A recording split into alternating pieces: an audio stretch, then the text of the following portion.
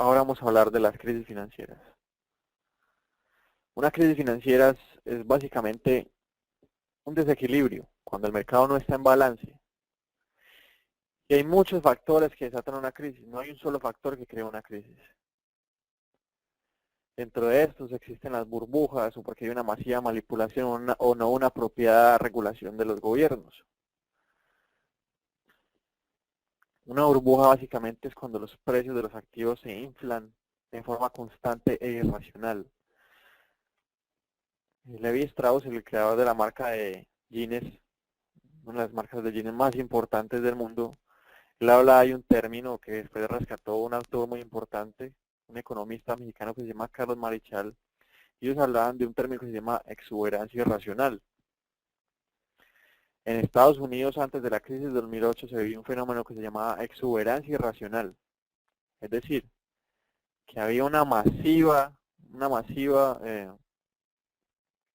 digamos, facilidad de crédito, había una expansión de crédito muy amplia. Entonces había mucha facilidad para obtener crédito y el flujo de fondos en la economía estaba dando muy rápido, muy constante y se crearon burbujas, porque todo el dinero que entraba en la economía tenía que ir a un lugar. Y muchas personas empezaron a comprar propiedad raíz, a comprar activos como acciones, entonces crearon burbujas. Finalmente esta burbuja estalló y bueno, desató la crisis.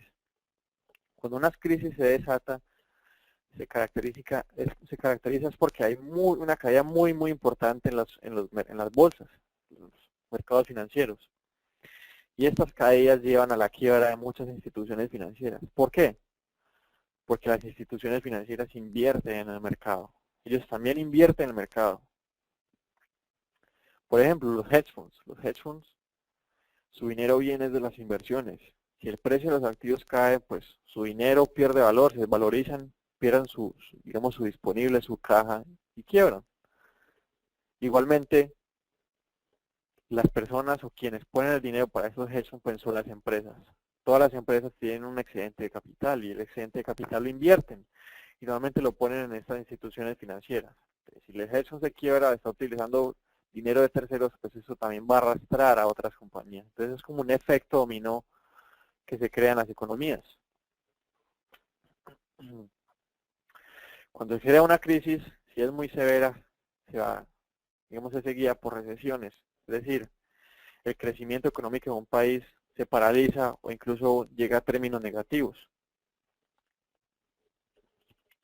Es decir, la recesión lo que hacen es que el PIB de un país, que es el resultado de toda la producción que tiene un país dentro de sus fronteras, empieza a disminuir, entonces aumenta el desempleo, hay más devaluación, es decir, que las divisas se ponen más caras en el caso de nuestros países, que son economías en desarrollo.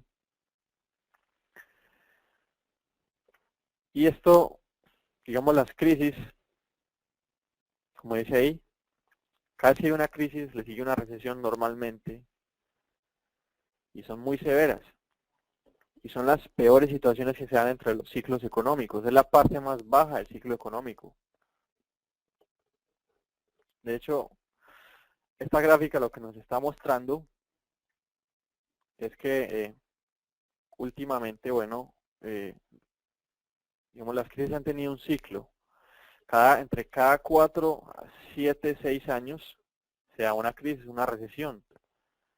Ya pasamos la del 2008. En el 2012 se supone que debía haber una. Sin embargo, nos la saltamos. Entonces es por las probabilidades o por cómo se comportan los ciclos, muy probablemente el siguiente año, es decir, el 2016, podamos tener una crisis o incluso una recesión en los mercados.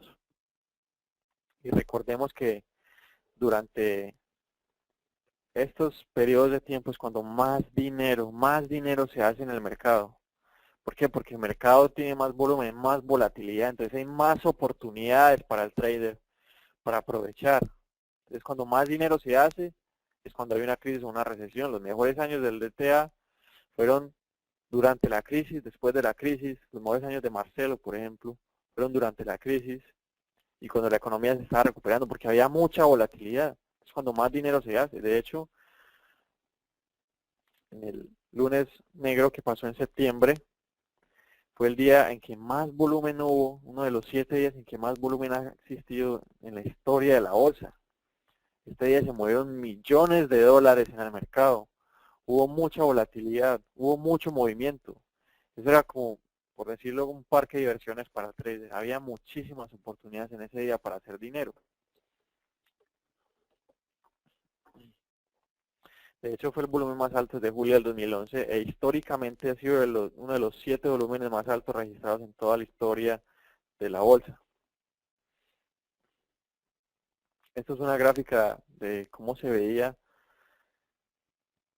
el Standard & Poor's 500 durante la crisis del 2008. Es una caída en verdad muy pronunciada.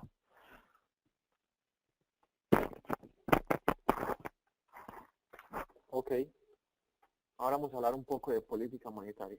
Les hablé de las tasas de interés. La política monetaria se refiere a cómo se va a comportar la cantidad de dinero que hay en el mercado. La política monetaria está encargada de los bancos centrales. El Banco Central es el responsable de conducir la economía de un país y lo hace a través de políticas monetarias. Una política monetaria es la administración de las tasas de interés y el dinero circulante en una economía. Ellos se encargan de estimular o desestimular el consumo en los países. Entonces hay dos formas de hacer esto, a través de una política monetaria expansiva y una política monetaria contractiva. Después de la crisis de 2008, la Reserva Federal en Estados Unidos redujo las tasas de interés a cero. Virtualmente están en cero.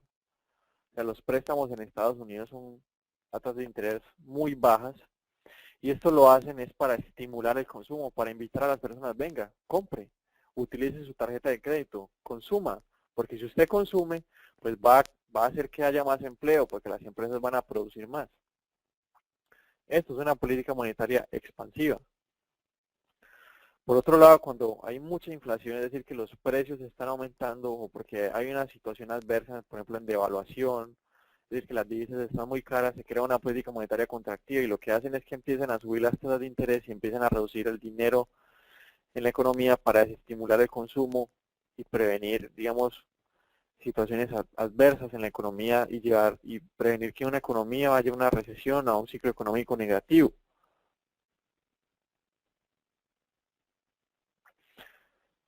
Juan Sebastián, te explico por qué se puede hacer más dinero en una recesión. Cuando hay recesión o crisis, los mercados caen. Cuando un mercado cae, cae muy rápido porque hay miedo. Cuando los inversionistas o los traders, los participantes del mercado tienen miedo, lo que ellos hacen es que empiezan a cuidar su dinero y empiezan a liquidar posiciones. Entonces empiezan a tumbar los precios de los activos. Esto sucede muy rápido. De hecho, no sé si has escuchado el refrán que dice que los mercados suben por escalas y bajan por ascensor. Los mercados caen muy rápido cuando hay miedo. El último lunes negro había muchísimo miedo en el mercado por los malos datos macroeconómicos sobre el crecimiento de la economía mundial. Entonces las personas decían, bueno, esto no se ve bien, las empresas, si la economía no crece, las empresas no venden, no hay dinero para sus accionistas. Entonces empiezan a liquidar sus posiciones y empiezan a tumbar los precios. A lo que hoy es que cuando el mercado se mueve así, cuando el mercado es más dinámico, como se mueve más, sus variaciones son más altas, se hace más dinero. Es más fácil hacer dinero allí, porque hay más volumen, es más movimiento, no es lento, no está lateral como cuando lleva una tendencia alcista que lo hace escalonado. Cuando cae, lo hace derecho. Entonces es mucho más fácil hacer dinero allí.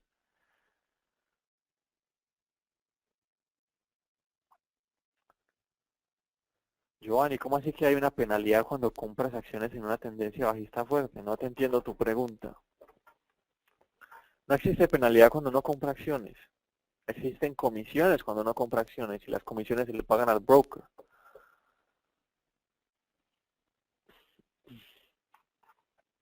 Uno no tiene una penalidad cuando compra y vende acciones. Entonces, cuando un mercado cae, les voy a explicar esto, hay algo que uno puede hacer y son operaciones en corto. Una operación en corto es un préstamo que uno hace sobre un activo para aprovechar su caída. Y se los voy a poner en un ejemplo. Digamos que yo tengo, digamos Marcelo, tiene 3 manzanas. Él tiene 3 manzanas en una canastica y las tiene ahí y no hace nada con ellas, las tiene ahí. Y a mí me llega una información de que las manzanas van a caer de precio la otra semana. Hoy las manzanas están a 10. Me dicen que el miércoles de la siguiente semana las manzanas van a valer 5. Entonces yo veo esas manzanas y pienso, bueno, aquí hay una oportunidad, yo puedo aprovechar la potencial caída que tendrán las manzanas e ir a hacer una operación en corto. Entonces yo le digo a Marcelo, Marcelo, préstame esas manzanas. Tú no estás haciendo nada con esas manzanas. Marcelo me dice, ah, bueno, Camilo, yo te presto las manzanas. Yo tomo esas manzanas y voy y las vendo hoy a 10. Eso es lo que valen hoy las manzanas. Las vendo a 10 pesos. Entonces, ¿qué pasa? Entrego las manzanas y a mi bolsillo entran 10 pesos. Llega el miércoles de la siguiente semana y efectivamente las manzanas están valiendo 5. Pero Marcelo llega y me dice, Camilo, me entregas mis manzanas, las que te presté, tengo mucha hambre, ¿me las das por favor? Pero, oh, sorpresa, yo ya no tengo manzanas, yo las vendí, pero sí tengo 10 pesos en mi bolsillo. Ya las manzanas están a 5. Entonces yo lo que hago es que hoy compro las mismas 3 manzanas, pero ya no las voy a comprar a 10 sino a 5. Y yo tenía 10 en mi bolsillo. Entonces cuando yo las compro, ¿qué pasa? Pago 5, me quedo con 5 yo. Pago 5, recibo 3 manzanas, le entrego las manzanas a Marcelo y quedo yo con 5 pesos en mi bolsillo. Eso es una operación en corto. Yo vendí algo que no tenía. Simplemente hice un préstamo y aproveché la caída del precio. Entonces, cuando los mercados caen, uno hace operaciones en corto y aprovecha estas caídas. Y como el mercado se mueve tan rápido, hay variaciones más altas, se hace más dinero.